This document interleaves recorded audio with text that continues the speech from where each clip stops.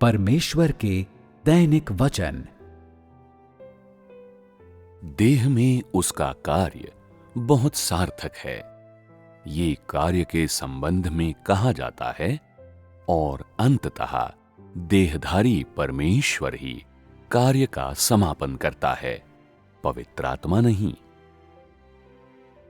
कुछ लोग मानते हैं कि परमेश्वर किसी अनजान समय पृथ्वी पर आकर लोगों को दिखाई दे सकता है, जिसके बाद वो व्यक्तिगत रूप से संपूर्ण मनुष्य जाति का न्याय करेगा।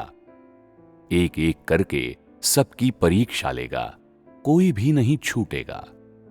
जो लोग इस ढंग से सोचते हैं, वे देह धारण के इस चरण के कार्य को नहीं जानते। परमेश्वर एक एक करके मनुष्य का न्याय नहीं करता, एक एक करके उनकी परीक्षा नहीं लेता। ऐसा करना न्याय का कार्य नहीं होगा। क्या समस्त मनुष्य जाति की भ्रष्टता एक समान नहीं है? क्या पूरी मनुष्य जाति का सार समान नहीं है? न्याय किया जाता है इंसान के भ्रष्ट सार का, शैतान द्वारा भ्रष्ट किए गए इंसानी सार का और इंसान के सारे पापों का। परमेश्वर मनुष्य के छोटे मोटे और मामूली दोषों का न्याय नहीं करता। न्याय का कार्य निरूपक है और किसी व्यक्ति विशेष के लिए कार्यान्वित नहीं किया जाता, बल्कि ये ऐसा कार्य है जिसमें समस्त मनुष्य जाति के न्याय का प्रतिनिधित्व करने के लिए लोगों के एक समूह का न्याय किया जाता है। देहधारी परमेश्वर लोगों के एक समूह पर व्यक्तिगत रूप से अपने कार्य को कार्यान्वित करके इस कार्य का उपयोग संपूर्ण मनुष्य जाति के कार्य का प्रतिनिधित्व करने के लिए करता है, जिसके बाद ये धीरे धीरे फैलता जाता है। न्याय का कार्य ऐसा ही है। परमेश्वर किसी व्यक्ति विशेष या लोगों के किसी समूह विशेष का न्याय नहीं करता, बल्कि संपूर्ण मनुष्य जाति की अधार्मिकता का न्याय करता है। उदाहरण के लिए, परमेश्वर के प्रति मनुष्य का विरोध, या उसके प्रति मनुष्य का अनादर, या परमेश्वर के कार्य में व्यवधान इत्यादि। जिसका न्याय किया जाता है वो है इंसान का परमेश्वर विरोधी सार, और ये कार्य अंत के दिनों का विजय कार्य है। देहधारी परमेश्वर का कार्य और वचन जिनकी गवाही इंसान देता है, वे अंत के दिनों के दौरान बड़े श्वेत सिंहासन के सामने न्याय के कार्य हैं, जिसकी कल्पना इंसान के द्वारा अतीत में की गई थी। देहधारी परमेश्वर द्वारा वर्तमान में किया जा रहा कार्य वास्तव में बड़े श्वेत सिंहासन के सामने न्याय है। आज का देहधारी परमेश्वर वो परमेश्वर है जो अंत के दिनों के दौरान संपूर्ण मनुष्य जाति का न्याय करता है। ये देह और उसका कार्य, उसका वचन और उसका समस्त स्वभाव उसकी समग्रता हैं।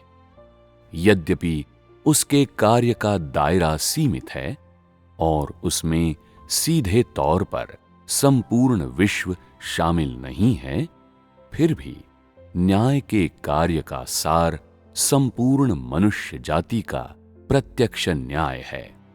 ये कार्य केवल चीन के चुने हुए लोगों के लिए नहीं, न ही ये थोड़े से लोगों के लिए है। देह में परमेश्वर के कार्य के दौरान, यद्यपि इस कार्य के दायरे में संपूर्ण ब्रह्मांड नहीं है, फिर भी ये संपूर्ण ब्रह्मांड के कार्य का प्रतिनिधित्व करता है। जब वो अपनी देह के कार्य के दायरे में उस कार्य को समाप्त कर लेगा तो उसके बाद वो तुरंत ही इस कार्य को संपूर्ण ब्रह्मांड में उसी तरह से फैला देगा जैसे यीशु के पुनरुत्थान और आरोहण के बाद उसका सुसमाचार सारी दुनिया में फैल गया था। चाहे ये पवित्र आत्मा का कार्य हो या देह का कार्य, ये ऐसा कार्य है जिसे एक सीमित दायरे में किया जाता है, परंतु जो संपूर्ण ब्रह्मांड के कार्य का प्रतिनिधित्व करता है।